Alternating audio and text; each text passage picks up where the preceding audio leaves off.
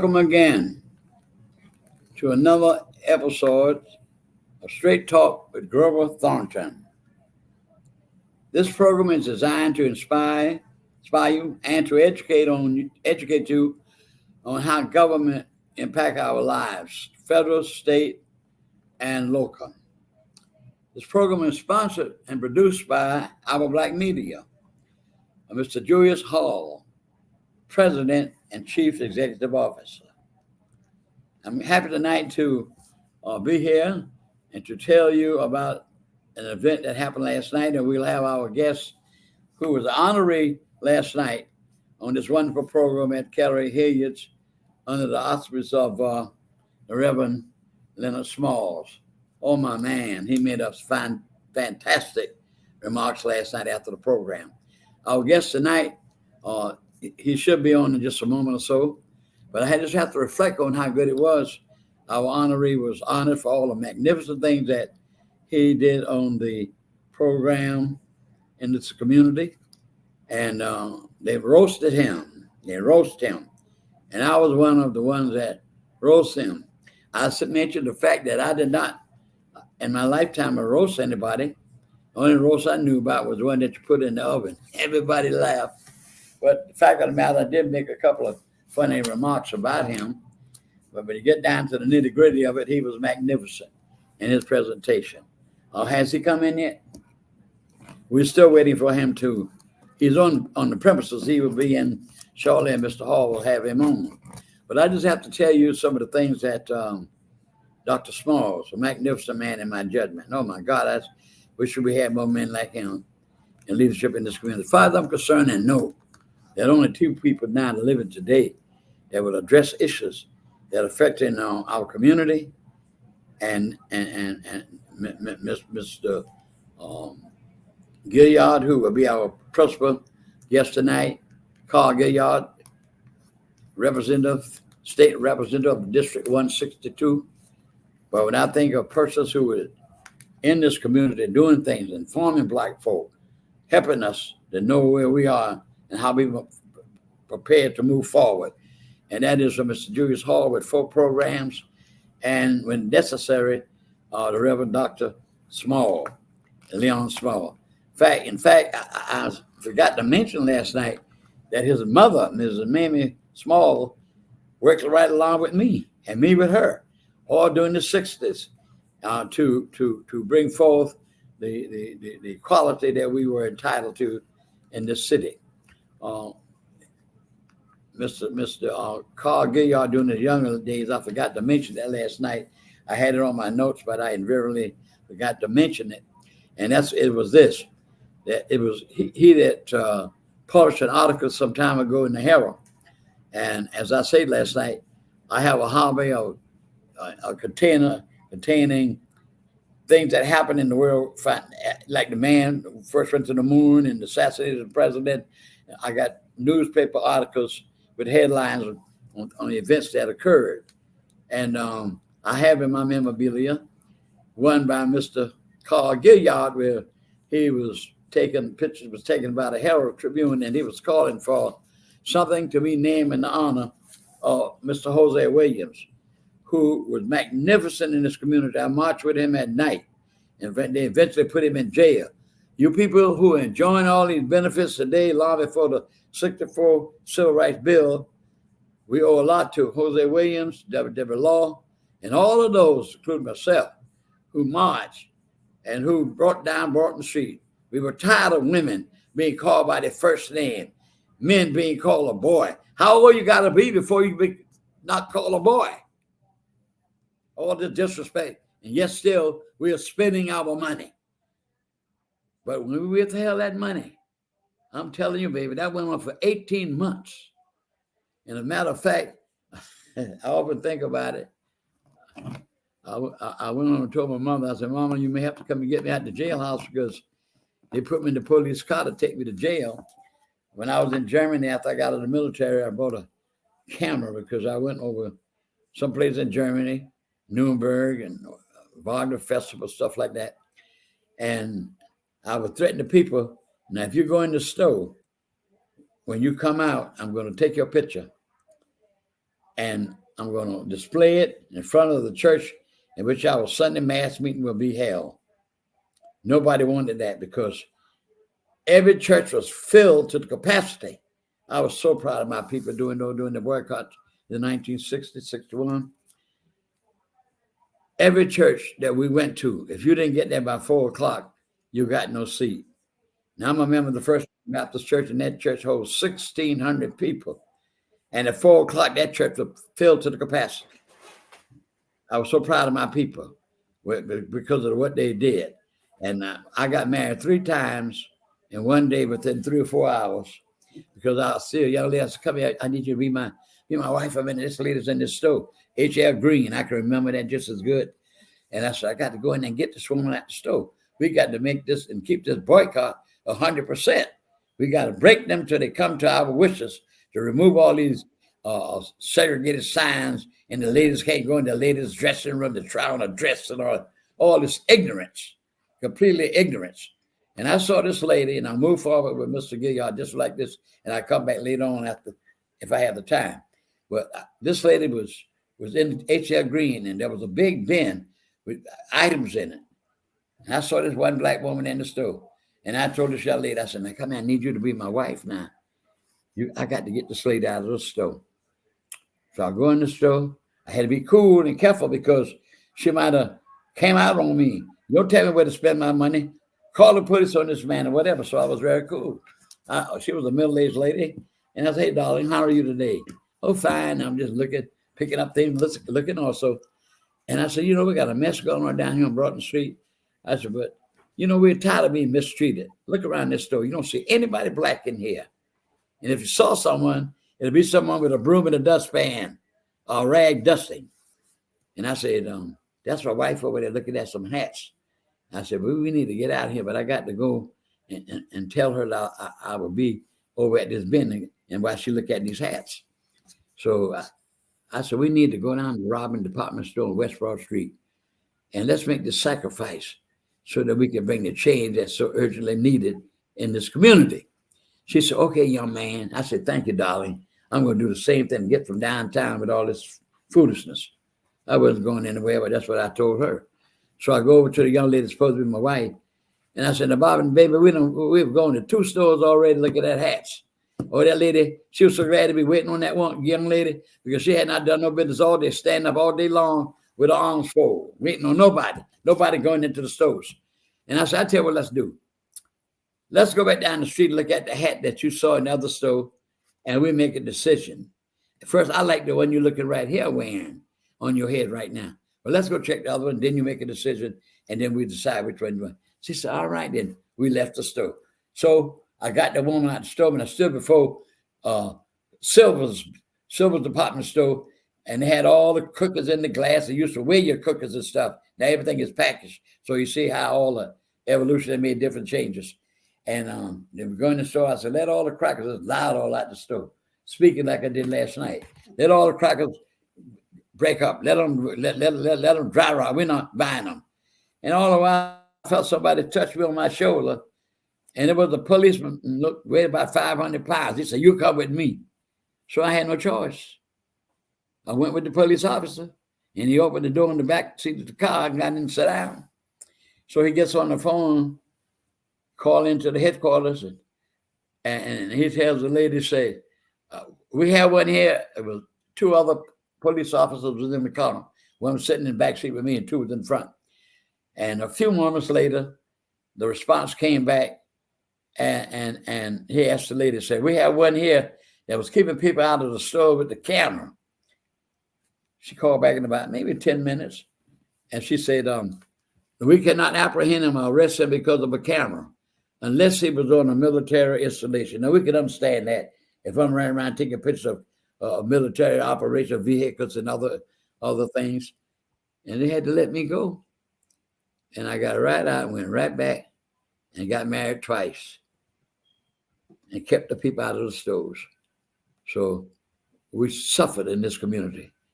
And we made progress, but we have become so complacent. And that's why I'm so indebted to Leonard Smalls, the Reverend Leonard Smalls, Dr. Smalls, and Mr. Julius Hall. Fine man. We're the only two people. Mr. Hall with his show, 4 shows. Nobody else doing anything in Savannah. We have become so complacent. And yet still they're trying to take everything we work for away from us. Now I'm ready for is our guest here? Yes. That's him. Good evening, Mr. Carl. How are you today? Mr. Grover Thornton, it is my honor and my esteemed, excited honor to be here on your show tonight. I was looking forward to this. I was so excited that Julius probably laughed at me because I gave him on 30 minutes before, and he says not time yet. So we're glad to be here. Well, I was excited last night on your observations you made. You were honored. I want the people to know this gentleman was an honorary person. This man has done so much in this community since he's been in the House of Representatives. And don't pay no picture in that mess would be the paper about this man. Let me tell you something. Anytime you are possible and doing things in the community and being a black man, they're behind you. They go try to bring you down. They try to bring down Jesus. Don't forget that. That's our example. That's all the scribes and the Pharisees always in cahoot trying to deceive how we can destroy this man. So, Mr. Gilliard, man, you made so much good in your presentation. And Dr. Smalls, he was just talked about the Democrats need to get on board and stop this foolishness, the nonsense. But since we're starting to show you my special guest tonight, you represent the 162 district. Give everybody a little synopsis of your background and all that about you, Mr. Gilliard. A lot of folk don't know that. They see your name in the papers and all. Well, Mr. Thornton, we stand on your shoulders. First of all, let me pay homage to you as the dean of this movement. You're here. You're relevant. You've always been the voice, unbiased and unbought. You remind me in the spirit of so many people that mentored me, like Reverend Dr. Hosea Williams and Reverend Bolton and all those that have gone before us. But you're the relevant person. You are the dean that's still here, challenging us and catapulting us to get off our posterities and do something. I am a product of Savannah, Georgia, by ways of Henry and Gertrude Gilliard, one of 10 children.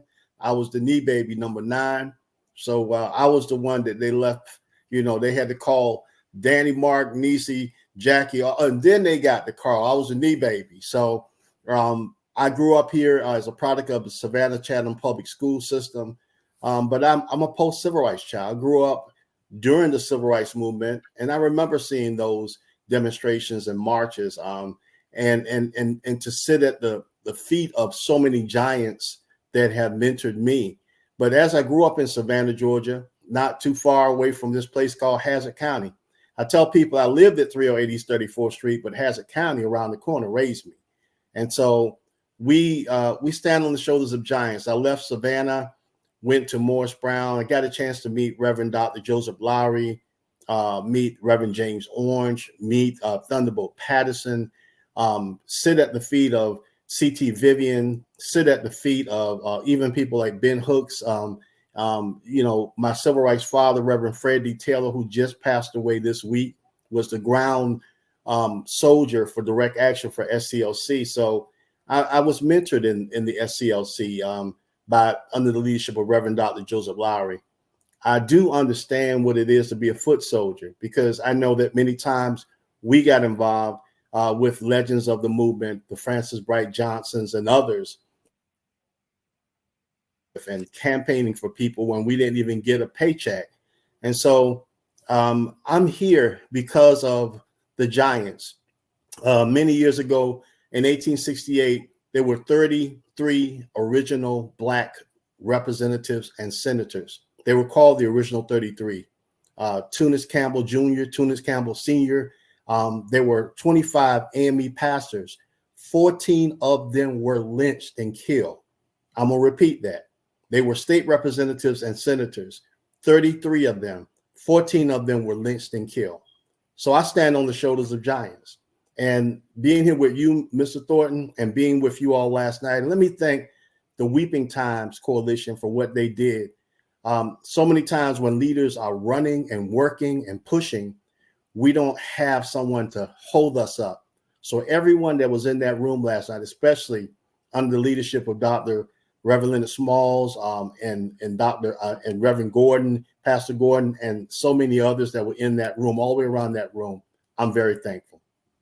Now let me ask you this: how many years you've served now in the state legislature?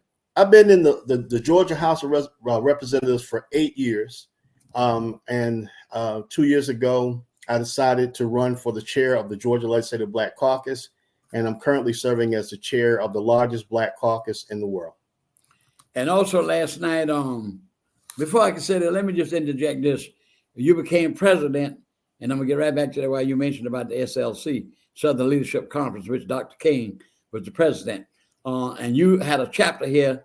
You're still the president, still in existence, but I know this about, I judge everything on the death of my wife. She'd be dead 10 years and come in January.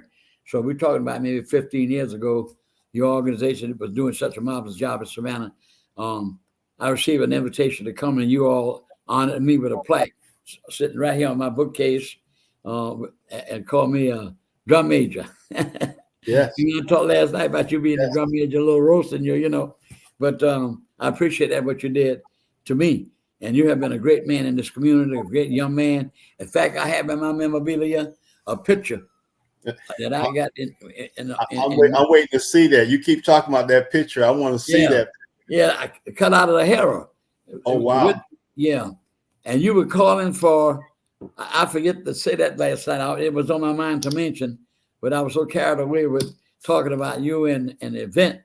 And after that marvelous words by Dr. Smalls, and you, when you got on there, you really educated. I wish every Black person could have heard you last night talking about the things that in the future we're all doing to get out the vote and all of this. But I had this picture cut out of paper.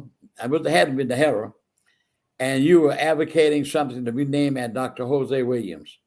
And I marched with him at night, as I first stated, and they put him in jail for a while, and you were calling for something to be named after him. And I don't know why they don't do that.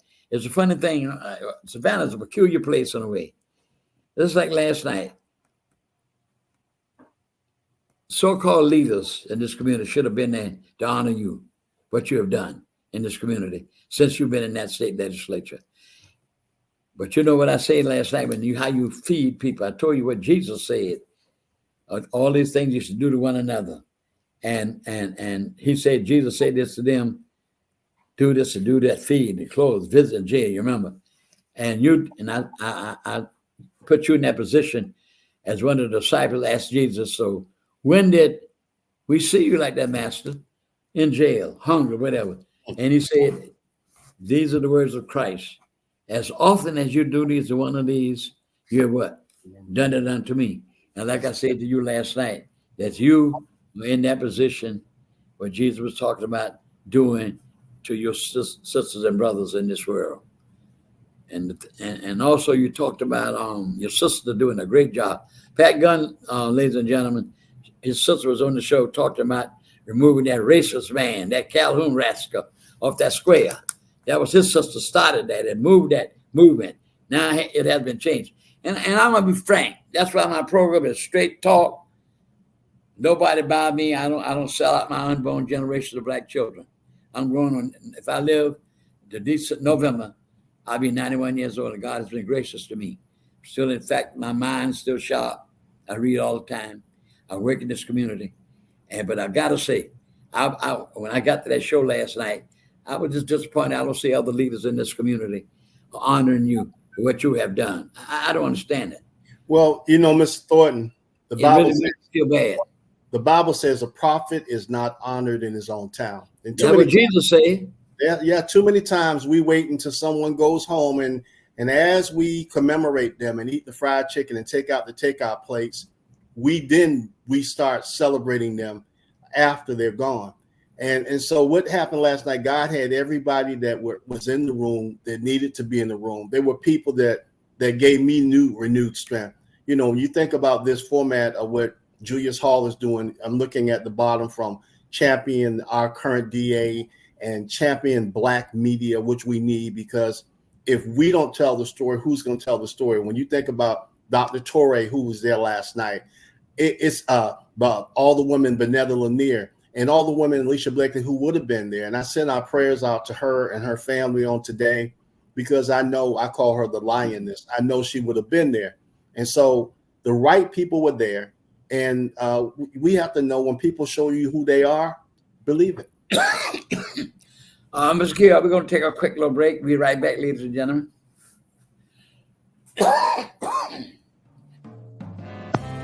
Need your garments cleaned with care and with a professional touch?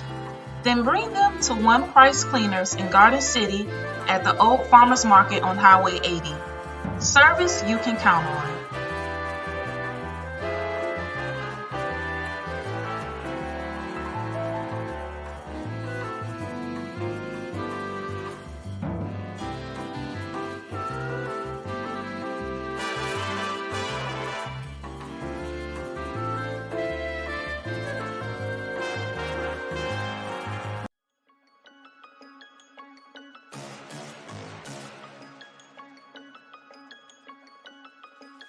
Hello, I'm Richard Coleman, and I'm running for the office of Sheriff of Chatham County. And when I'm elected, I promise to inspect what I expect. Chatham County, it's time for a change, and that change is me, Richard Coleman.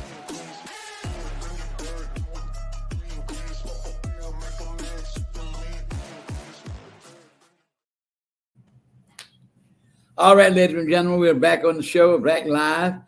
Mr. Gilliard, I did mention to you last night to ask you a question, and I'm not the only one who's concerned, but I know a lot of folk, and especially if they're listening to me, and I want them to know this. You know, at first, the legislature passed this terrible piece of legislation, was House Bill 802. And I think you told me that and my judgment from what you said last night to me, and ladies and gentlemen, that 802 was that if I'm in line to get the vote, nobody can bring me a glass of water. And I was concerned. I said, now, to my friend, John, I said, now, John, I got to find out who goes to jail, the person that bring me the water or the person that's going to be the recipient of the water. Whereas I think it's ridiculous in the first place. And all of that was being done to discourage you from voting. So the question was, when I asked you last night, you said they had repealed that and put together another law. Explain that to us. Our theme for our conference this year, Mr. Thornton, is called Redeeming the Soul of America, Testing 1, 2, 3. And they kicked out a bill, which is a series of bills. They're doing it all over the country, everybody. Senate Bill 202 was a voter suppression bill, like the bills that are all over the country. This is something that they're doing. If they do it in Georgia, they can do it in Tennessee, they can do it in Alabama. That's all they're doing. And if it works where they get it passed in one state, they're doing another type bill that kind of encompasses Georgia. So they did this bill where they were changing the whole narrative of voting, trying to just disencourage us to go out and vote. And this bill, along with the removing voting, early voting in different areas and limiting that, they came back and they began to say that if you pass out water, potato chips, or anything, that you can be fined in reference to a criminal charge against you. And so this was a way, with the long lines that we have and people coming out in mass numbers, to disencourage us and disencourage those people who were helping. You know, if I were in the line and I saw people that needed water, I wouldn't ask them who they're voting for. I'd give them a bottle of water, give them some chips. That's just a compassionate thing to do. But what they did is they didn't just have Jim Crow Esquire. They had the whole scenario of everything that tried to set back and turn back the hands of time for all those that gave us the right to vote, for all those that fought for the right to vote. And so we understand that we are determined people. Now what they're doing, Mr. Thornton, is they have bills lined up, because what these Republicans are doing, they're not satisfied that they have the majority and they won.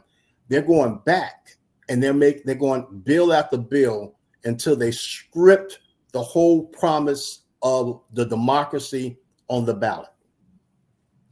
But in effect now, but that new bill is still in effect. That's the thing I want to know. It's still in effect. And one of my representatives, Representative Roger Bruce, they tried to come at him because he was passing out water like he is a good Samaritan, and they tried to find him, but it didn't work. So this bill is in effect, and now they're enforcing another piece of legislation and more to come. See, what I'm saying is I'm glad you're on this show. And I understood I had over 1,000 people, a lot of people out of state, but all of those who are here in Savannah, Georgia, in Chatham County, we need to spread that word out to people that when they go to vote. A lot of folk don't know that. That's why I brought that question up to you. See, I didn't know I couldn't give nobody a glass of water. I didn't know I could so. So the point I'm saying is, if that law still is in effect, then we need to tell everybody all the time before we vote. These are certain things that we will have to pay attention to, especially when we go to vote, because nobody wants to be arrested because you give somebody a glass of water, a bottle of water.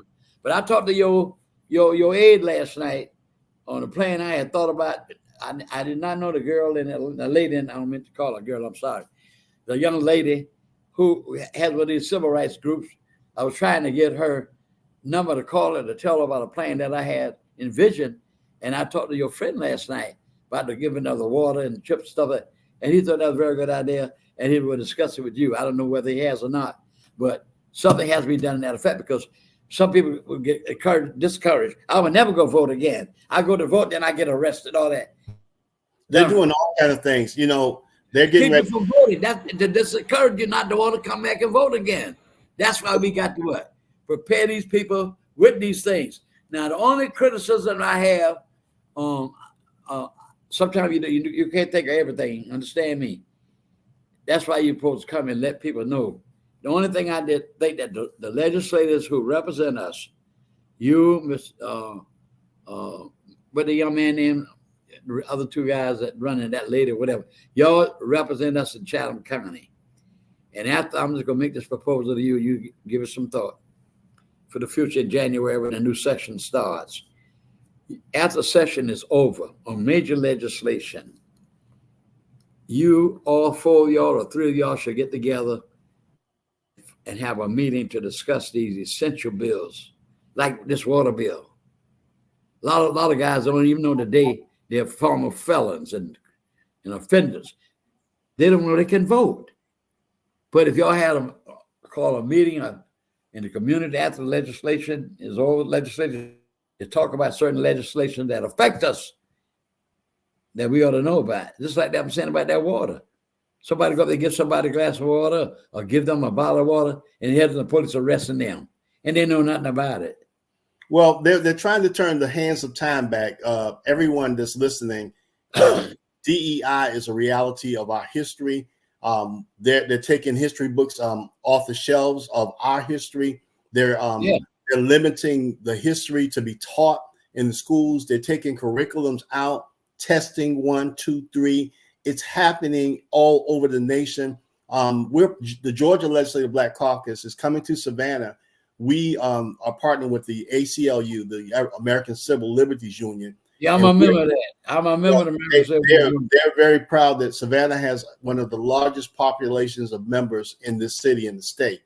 And Andrea Young, who is the daughter of former U.S. Ambassador Andrew Young and attorney Bruce and others, we're going to come to Savannah with a DEI books tour. And that is that they're taking our history, our books off the shelves. Can you imagine not being able to go to the library and check out a key book by Langston Hughes or something about civil rights or something that's historical about Shirley Chisholm and others? And that's where our democracy is on the ballot. The other thing is we're getting ready to introduce a bill, Mr. Thornton, called the Crown Act. The Crown Act is we should be able to wear our hair like we want to wear our hair. Sometimes we got some of us got hair that's coarse, nappy, afros, all types of things, dreads, but we are who we are. Our heritage is coming under attack. The way we wear our hair is coming under attack. And the other thing is freedom of speech, the right to protest. Mr. Thornton, y'all protest and demonstrated for the rights that we have now. You mean to tell me you're going to have bills in this session that focus on taking away our freedom of speech? So for everyone that is not thinking about voting in November, let me come on the record tonight live and living color and tell you you don't have the luxury of time for us to sit on our posteriors and worry about the less of the former president or the current president. Just before we came on the show, we saw the hype that is out there where there's been a shooting at a rally and all the above. I'm looking at my phone in real time, Mr. Thornton, because members of the Georgia Legislative Black Caucus, we're looking at, now we're under attack because you have something that's happened to the former president or something that it was supposed to happen. And now you've got people from all over the state trying to throw threats at members that are elected. So democracy is on the line. That's why we need you to vote. If you're young and you're 17 and a half, we need you to get, if you're disenfranchised with the choices, get up and vote so your voice will be heard. If you stay home, your voice will not be heard. I know that it's hard in reference to the choices, but guess what? We don't have the luxury of time to sit back. This 2025 project is real. It's real. The former president is talking about mass deportation on day one. So we're not just talking about Hispanics and Asian Pacifics. We're talking about Bohemians and Africans and those that are part of our culture.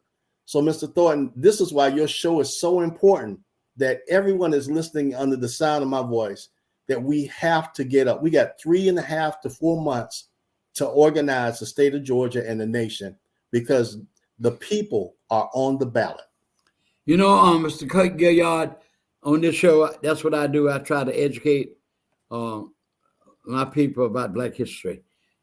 I remember one day I was sitting in my office and the telephone rang, and there was a white guy on the opposite end of the phone. And when I answered the phone, I said, "May I help you? You're Mr. Thornton." He, but son, you know, we're in this world this day, and we have all this. It's a white man, all this going on about the books and all. I said, "Wait a minute, this racial theory." I said, "Wait a minute. The crux of the problem is this, sir.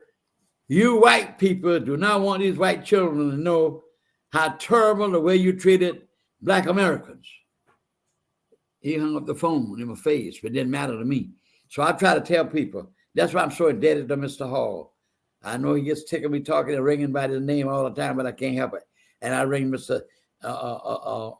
Small name because he will speak out on issues that affecting Black people. I try to talk history of Black people. We've been in this country over 400 years.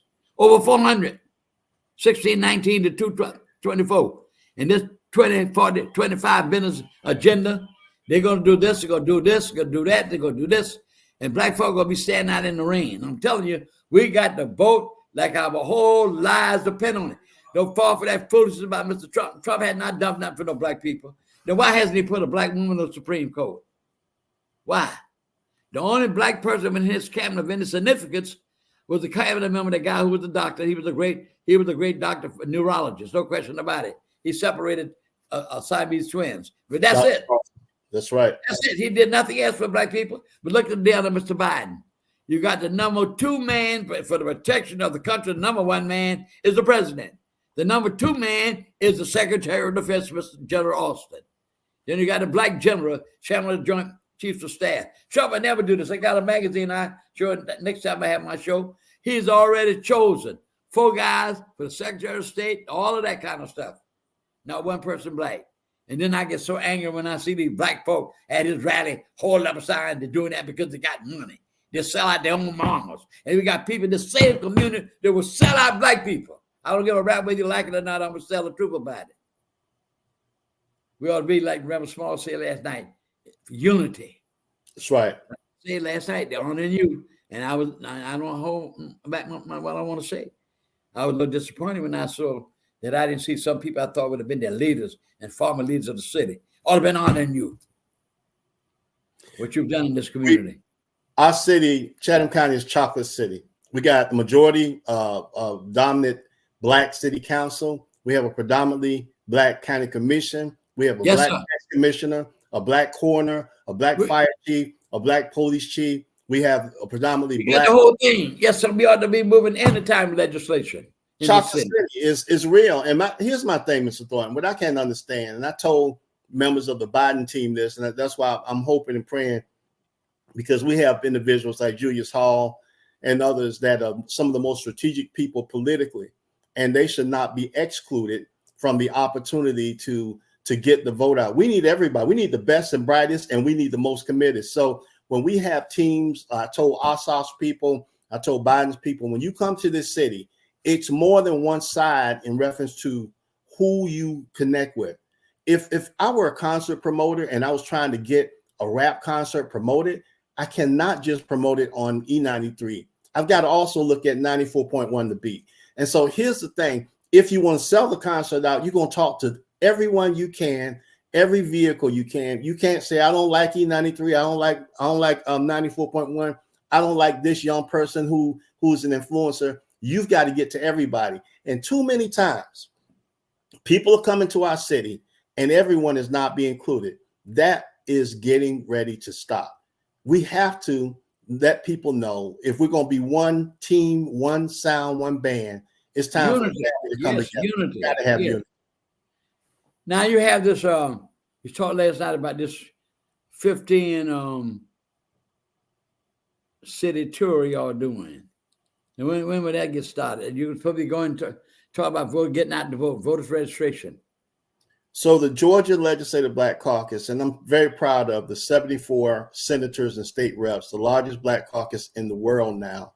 So when did we start that? Tour? We get August the 2nd, and August the 2nd, we start with our conference in Atlanta. We start with the Black Roundtable in Atlanta, Georgia. We have Black lawyers, Black DAs, and Black judges. Powerful event. It's free and open to the public. You just have to register. August the 2nd, the 3rd, we have our speaker, our Unity Breakfast with Dr. Jamal Bryant as our keynote speaker, a pastor, and, we mentioned spiritual with political. And then we have our luncheon with one of the most powerful congresswomen in the nation, my good friend, Congresswoman Jasmine Crockett, who is no joke.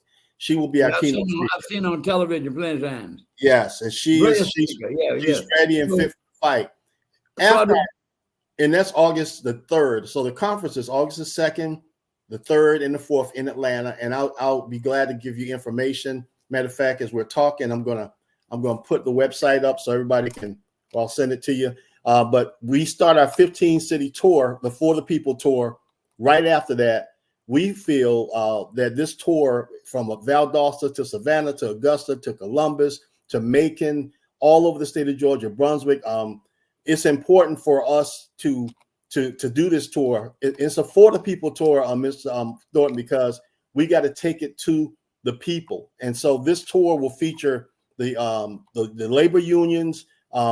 It'll feature the NAACP, the ACLU, the Urban League, League of Women Voters, Black Voters Matter. Everyone that we can under the sound of our voices uniting.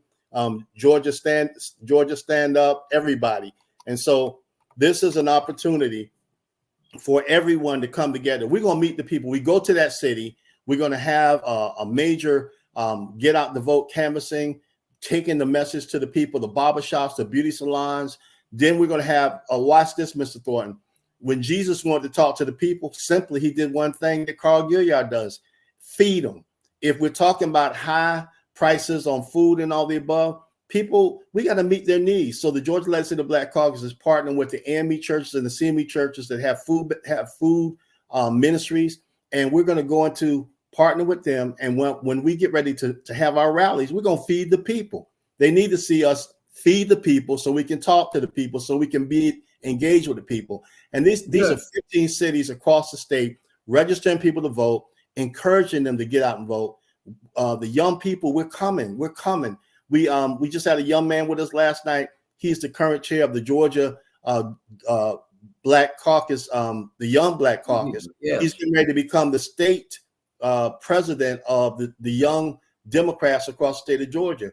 We got to let them lead, and we got to let them get to their audience. And so everyone will take a little break just for momentarily. Thank you. Thank you.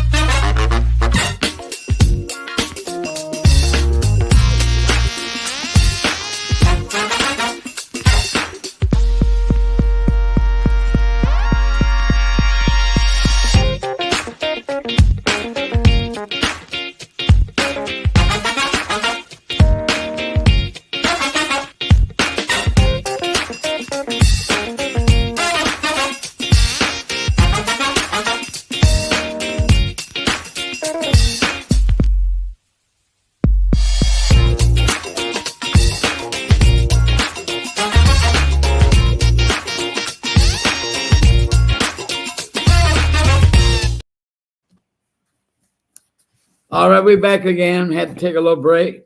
It was time to catch our breath.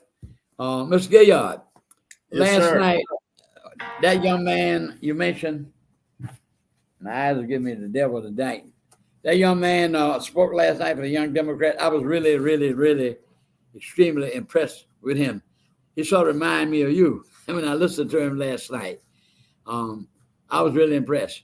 Now, this foolish about Mr. Trump talking about they got the Republicans, they got 13% of the vote from African Americans when he ran the first time. We need to make that less. But now I'm a very candid person.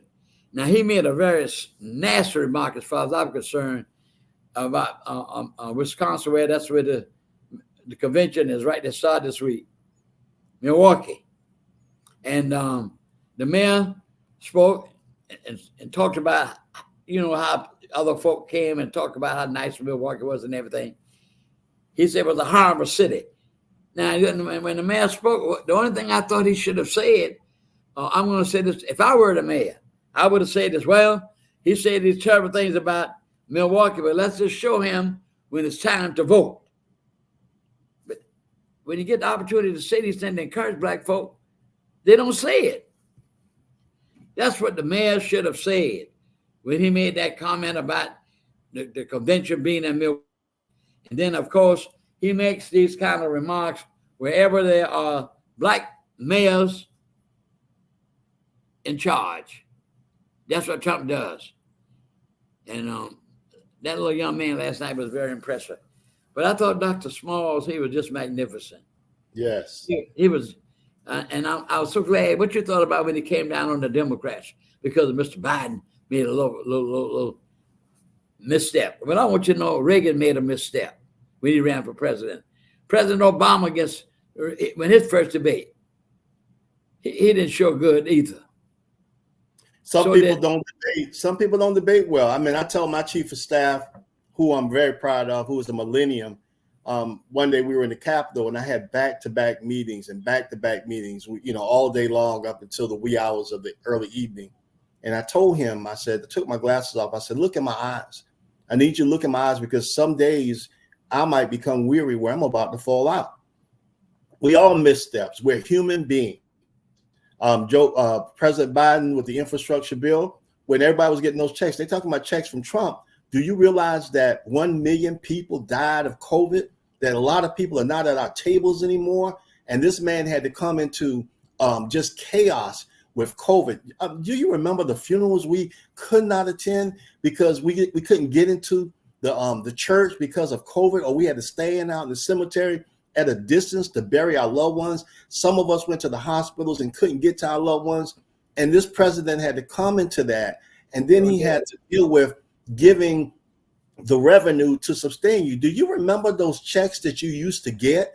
Then when COVID was going on, you didn't have to work, and those funds for your business and all the above. And so sometimes we forget and we get it mixed up. Well, Trump gave us a check. Trump gave y'all a piece of check. He didn't give y'all something to sustain you. The infrastructure bill, the roads, the improvements, the school forgiveness loan, all of those things that we should take time to dissect. And this man had to deal with all of that. Yeah, he's going to miss a couple of steps because he's never stopped working at 81 years of age. He's going to miss a step. We all miss steps. But guess what? We are on the ballot, people. Do y'all understand that? It's not just democracy. You're on the ballot. I mean, we still have people struggling and with high rentals and housing, mortgages, and all the above. We have to have someone who cares about us and not just cares about getting themselves out of a fix. Let me say this as a black man, one of the things I went through when I was fined for not being able to show that I was paying people, canvassing and all the above, every year I would take a bus up to Atlanta and pay for the bus. It's called Get on the Bus every year. I pay for the seafood that senators and state reps and even the governor eats every year. I pay for the food, dealing with committee members coming down here for the farmers market. And so you got to understand that one day after that, a senator who is not of color had $630,000 in 2015. He didn't turn in one receipt. They did not fine him. They said statute of limitations, and they sent him home. This was in the same hearing that they fined me. And so I realized that I'm a threat to democracy. And we got to understand the hype that they put out, the tricks that they put out. I'm saying this to you today. Don't believe the hype about what they're trying to say to make you stay home, to make you think that just because this man who is 81, who deserves to miss a step, we can't let Biden has worked for us. Now it's time for us to work for Biden. Our country, democracy, safety for your grandchildren, your great-grandchildren, for you are on the line. Men and women that have been incarcerated, we're never going to have a redeemed justice system. We're bringing the governor down. Governor Westmore will be at the conference. Tentative. We got a tentative on him. He just let 157,000 people. He gave them a purge of pardon for miscellaneous, charges dealing with marijuana and all the above. We need courageous leaders who care about us, who give us a second and a third and a fourth and a fifth chance. This election is important.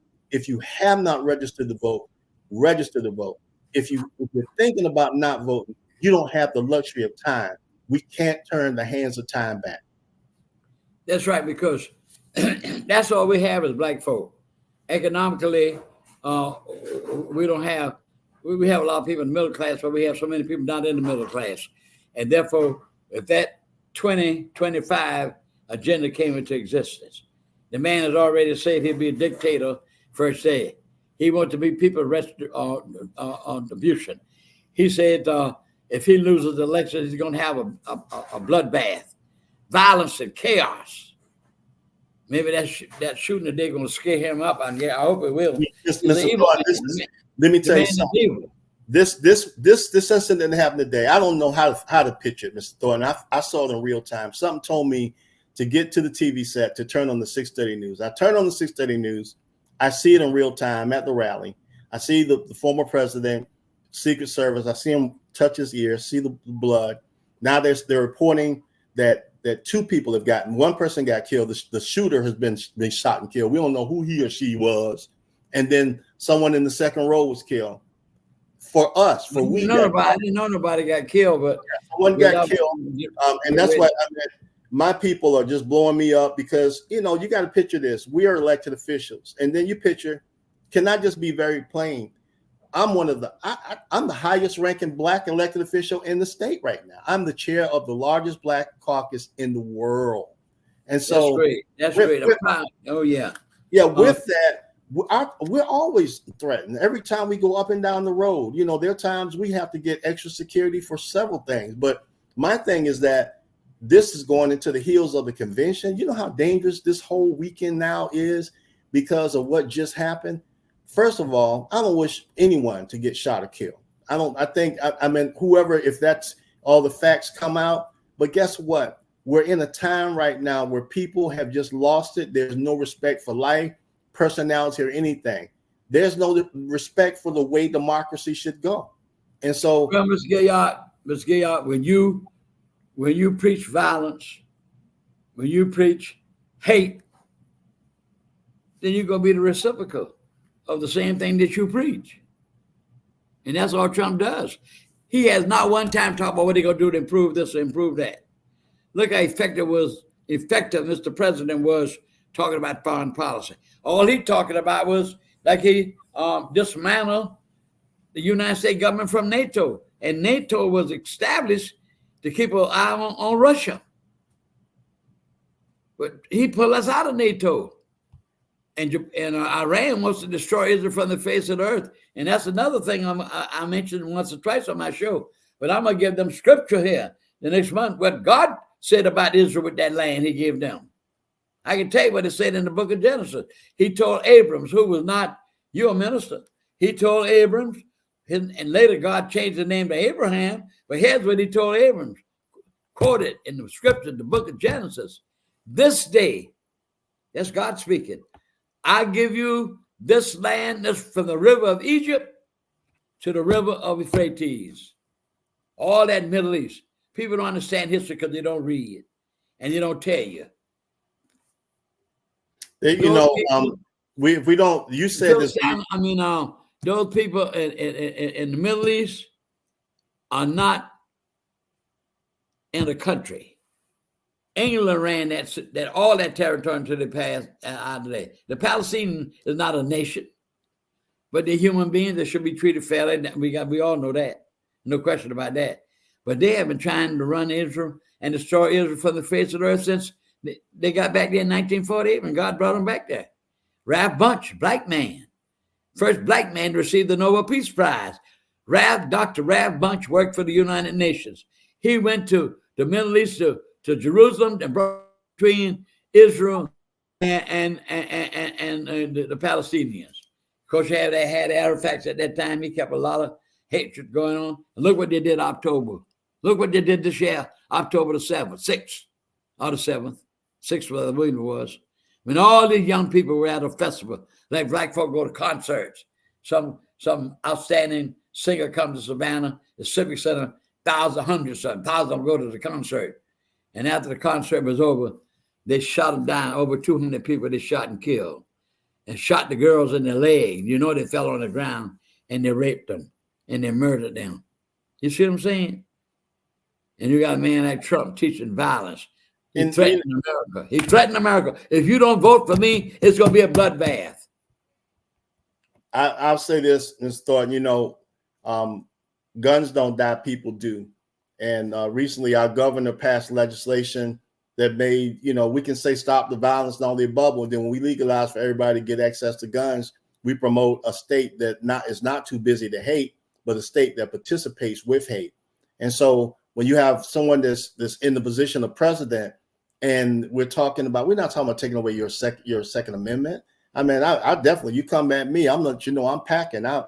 My assistant told me one day in the Capitol, I said, well, if something happens, what are we going to do? She said, get behind the desk. I said, no, I'm not getting behind the desk. I got something behind the desk. And so we're not trying to take away your Second Amendment, right? But at the same time, we can't promote an environment of violence. We passed a very powerful piece of legislation, and I do want to take time to thank the Weeping Times Heritage Corridor, House Bill 1425, the Weeping Times Heritage Corridor. And the reason we passed it is because we cannot allow history to be circumvented, that there were almost 400 slaves that were sold in 1858. They were sold, 6-month-old babies. It rained for 2 days. The God Almighty himself cried. But not only important of the ceremony of commemorating those individuals, but you look at West Savannah, Hudson Hill, all that corridor. We need economic development. The in-market arena is there, but there's going to be a corridor of waterways and all the above. I want to see some people that are millionaires that look like me. I'm not going anywhere. I'm going to be black forever. I want to see some people of color that are millionaires in this city. And here's an open challenge to all of us that are in position, all of us. If this is Chocolate City, then let's see some chocolate millionaires. Well, you're doing a great job. One more thing I'm going to ask you. We got a few more minutes, and I have been questioning and considering to ask you about this quite some time ago, and I'm glad I get an opportunity to ask you now. Your sister did such a marvelous job with that square. Yes. So I went to one of her meetings. She has white and black members of her coalition. Wonderful people. I went to one of their banquets. And on the way out, they gave me a plaque for my service in the community, which I was grateful for. And on the way out, I was right behind a white gentleman who was there, one of her members of her group. And he looked at me and said, congratulations, Mr. Thornton, this, that, and other. I thanked him. And he said, Mr. Thornton, I got one concern that's been worrying for quite some time. This is the truth. And at your sister's affair. And he said, when are they going to move those Confederate statues off of that Society Park? Now, what's the problem there? Somebody said, it's the legislature, somebody this, that, and the other. And yet still, in Virginia, they had the largest statue of all of Robert E. Lee It took 2 cranes to take it down. The city of Savannah, I'm going on record, has the power to do so. Why they don't do it? They come and say, well, the legislature said you got somebody lying and somebody don't want to take no leadership. That's what I can't understand. People being in these positions are afraid to open their mouths. It takes courage to do what Pat Gunn and the coalition to move a racist, a former vice president of the United States, John Calhoun, off the square. It takes courageous and courage. Black and white citizens. I call them abolitionists. The Queen Mother, Pat Gunn, the master story, the truth teller, not master storyteller, because she doesn't tell stories. She's a truth teller. That they got together, black and white citizens, and they said that they deserve to change this name to Susie King Taylor. And Mr. Thornton, I've never seen anything like it. That's what democracy looks like. Exactly. And I just can't understand. I mean, somebody said, well, they agreed to some writings they have on some part of building or some statue, let that stay there. Well, why they got to have generals and all this for Confederate? Those people were insurrectionists. Those people were traitors. And every one of those generals from Robbie Lee, Stonewall Jackson, all of them, they went to West Point. We paid the American people, trained them at this school. As a matter of fact, when the rebellion first started in Charleston, there, President Lincoln sent for Robert E. Lee and asked him to take control of the situation and bring down this rebellion. And he turned that down. So I just wonder why those statues got to be there. You know, even going back into history, there was a very powerful speech that one of the former presidents, President Reagan, said to Mr. Gorbachev. He said, Mr. Gorbachev, tear down these walls. The walls must come tumbling down. We're naming an interchange after a very powerful civil rights leader who was very connected to Reverend Jose Williams, the Francis Bright Johnson Memorial Interchange. We're naming, you mentioned Reverend Jose Williams. We're not only naming Reverend Jose Williams, we got it approved in this last session. We're naming the Reverend Dr. Jose Williams and Representative Juanita Williams interchange. It has been approved. We have 3 interchanges that we're dedicating, and those are 2. I will make this commitment as I move forward to move into this session. There are going to be more. We need to name it, say their names. I've got more highways and interchanges named than most elected officials. I'm not going. I might need to go on record and say I probably got more, but I'm almost certain that I'm probably one of 2 that have got more than anyone in the state of Georgia. And I'm going to make sure in the next 2 sessions that we follow that trend and we name it and claim it and say their names. Well, do all you can to get those Confederate statues out of that park. It's ridiculous. Young men got arrested for playing basketball in there. Unbelievable what black folk went through. That's why black folk got to sit down and think, and thank God. Now, when you mentioned when you had a little mishap when you said a word, well, I want folk to understand that that's why God had Aaron to be with Moses. Yep. Moses told God himself that he was slow in speech. Yep. See? He stuttered. Just like we don't know what physical condition that Apostle Paul had, the greatest missionary the world has ever produced. That man was carrying Christ's gospel everywhere. He was snake bitten. He was shipwrecked, put in jail, all of that. That's right. Inferior complex. But he kept moving forward. We need to do something about them statues. I'm not going to ever be pleased until those statues are completely taken off of that square. It's ridiculous. Well, you know, they kept saying to me, it was the legislature. Oh, the legislature got to pass bill. Somebody lying somewhere. Now, when Ahmaud Arbery was killed, when he was murdered in Glenn County, when he was murdered, we had a chance to recognize the citizen arrest law where they would actually have you for 48 hours. They could hold you and you would not return. And it was a legal law to lynch black people. They said that law could not be changed. We repealed Georgia's outdated and antiquated citizen arrest law. And so now I'm hearing what you're saying, Mr. Thornton, and my promise to you is that either the burden of shift to the city of Savannah, and if it goes to the state, which I'm sure it's more on the city, if it goes to the state, I will promise you that we will move forward to do everything possible to remove the racist statues out of Forsyth Park. And I should have been. Our children got in the middle of looking at nothing like that.